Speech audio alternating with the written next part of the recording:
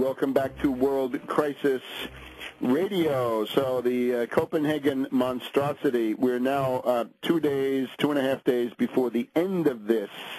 China and India continue to obviously resist the imposition of binding carbon limits to strangle their economy and destroy their economic development, condemning their populations to eternal poverty and indeed to genocide, because stagnation doesn't really exist. You're either moving forward or you're collapsing backward, and the stasis, right, the middle road is almost non-existent. They also, China, India, resisting intrusive verification of carbon. In other words, international green fascist climate cops from the globaloni regime trying to come in and tell you, what you can burn in the way of coal or wood or whatever it is. On Monday, the African countries walked out. They actually demand money, and it's understandable that they do, but unfortunately this takes the form of buying into the climate demagogy. They seem to be demanding that the Kyoto limitations be retained. These limit the carbon emissions of the more rich countries in their view. A lot of demagogy going on here. And the African walkout then supported by the Group of 77 non-aligned, which is really about 130, and China support the walkout. On Wednesday, we had the NGOs walking out because they say that the deal that is under discussion is not fascist enough, not genocidal enough. It's got to be more draconian. It's got to strangle third world development more. So this was, of course, Naomi Klein being one of the charming foundation-funded operatives in this NGO swamp. And remember, NGO is another word for intelligence agencies in drag.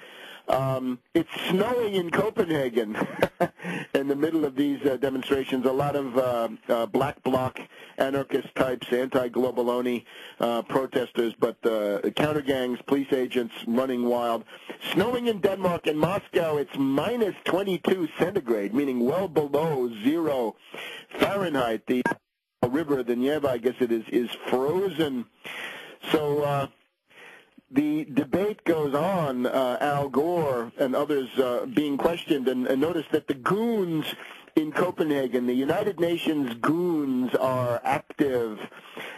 This reminds me of my own experience 35 years ago, November 1974, at the United Nations World Food Conference in Rome, where I was personally ejected, driven out of the conference because the UN goons didn't like my coverage. I said that much of what was being put forward as serious analysis was awful. OFFAL, that is horse manure. They didn't like that. They didn't like my somewhat aggressive interview with René Dumont, one of the French climate ghouls, an agronomist at that time who had some interest. Anyway, here's the question.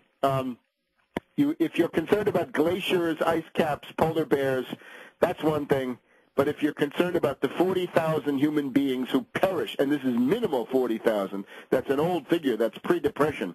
Could be 50,000, could be 100,000, we don't know. 40,000 a day die of starvation, malnutrition, and other causes that could be treated for just a few pennies. That's the human condition. The human problem is not the glaciers, the ice caps, and the polar bears. We had all of that taken much further during the medieval warm period, back there in 1100 when Leif Erikson and Eric the Red made it from Iceland over to Canada. We're well within the historically observed oscillation bounds. It's genocide in the third world. This is pointed out usefully on Russia Today in the past 24 hours by a guy by the name of Piers Corbyn, a British maverick. Something good here. Piers Corbyn of Weather Action says this is a gravy train for scientists. It's a thieves' kitchen. It's designed to hold back the development of the third world. And he says that factories in the north of England are being shut down under the aegis of these carbon offsets. And in particular, an interesting charge from Piers Corbyn. He says that the boss of the Intergovernmental Panel on Climate Change is a character called Dr. Pachauri, of India. Dr. Pacharai of India, boss of the Intergovernmental Panel on Climate Change, and of course this is the thing that bases itself directly on the Climate Research Unit at East Anglia University, that hotbed of charlatans and quackademics and falsifiers and neo-McCarthyites. This guy Pacharai is a railroad engineer who works for the Tata family, that is the Tata interest, T-A-T-A. This is the biggest conglomerate in India, and they are rapacious, they are oligarchical in the extreme. The Tata works have just closed down a steel mill in the north of England at a place I think called Redcar. That has been shut down because they find that they can make more money on climate carbon offsets, this hokum, than they can through the production of steel. So yes, indeed, it is a fraud. The goal of the fraud is not so much money, although money is certainly important for the individual participants. The overall goal of this is world genocide and the destruction of science, technology, progress, and industry. And that has been, as I've pointed out many times, the oligarchical program that we can observe going back 3,000, 4,000 years at the very least.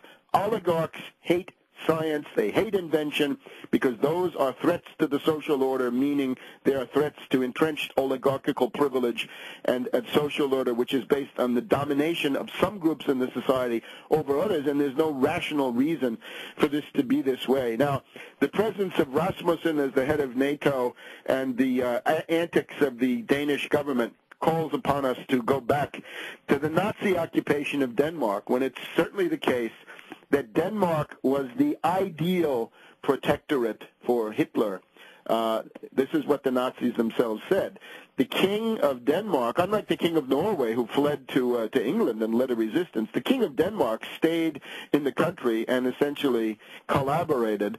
It became the model protectorate. For many years, there was no resistance to the Nazis whatsoever in Denmark. So I think we're seeing that unfortunate strain coming to the fore again in the role of Denmark in NATO and in this climate conference, because you can see these cops and goons gassing people and all the rest of it. So that is the question of Copenhagen.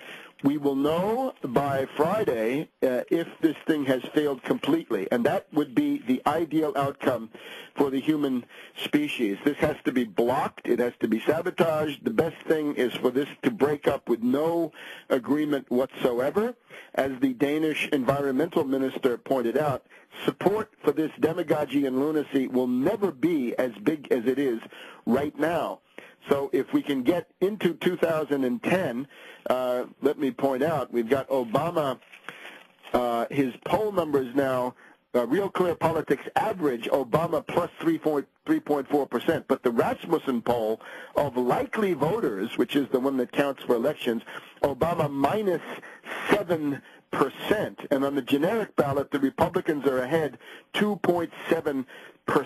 This would indicate that Obama's ability to ram through his fascist corporate state program is going to be of limited duration. And by the time you get into 2010, we can hope that conditions will gradually improve and that it will be possible to block this cap and tax, cap and trade carbon monstrosity that is now in the works, that they're attempting to impose. And if it's true that the Russians were responsible for leaking this material from the Climate Research Unit at East Anglia University, I can only join Secretary of the Navy Gideon Welles in 1863-64 saying, thank God for the Russians. Thank God for the Russians if they performed this vital public service of exposing the quackademics and charlatans of the climatology mafia. Back in a minute.